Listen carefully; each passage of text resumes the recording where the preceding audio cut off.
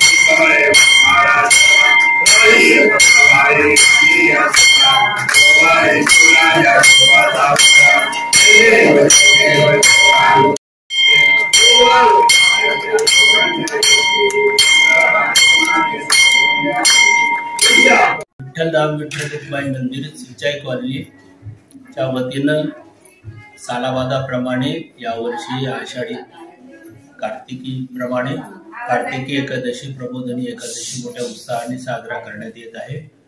सकाळची आरती कृषी उत्पन्न बाजार समितीचे सभापती प्रशासक माननीय गिरासा साहेब यांच्या हस्ते करण्यात आली। दुपारून आणि सायंकाळी महाआरती आहे। तसेच याच मंदिराच्या प्रांगणात संध्याकाळी सामूहिक कृषी विवाहाचा कार्यक्रम आयोजित केलेला आहे। तसेच उद्या संध्याकाळी 8 वाजता हरिभक्त पारायण माळी गुरुजी यांचे जाहीर कीर्तन मंदिरात आयोजित केलेले आहे। सकाळपासूनच मंदिरामध्ये मोठ्या प्रमाणात भाविकांनी गर्दी केलेली आहे। तीर्थक्षेत्र म्हणून घोषित झालेल्या या मंदिराला सध्या पर्यटन विभागाकडून 20 लाखाचे अनुदान मंजूर झाले असून महानगरपालिकेने ते अत्यंत चांगल्या प्रकारे केले आहे। त्याबद्दल महानगरपालिकेचे आणि समस्त या कामी सहकार्य करणाऱ्यांचा आम्ही मनापासून आभार मानित आहे। जय हरी। आजच्या बातमीपत्र संपले। पुन्हा भेटूया पुढच्या बातमीपत्रात। तोपर्यंत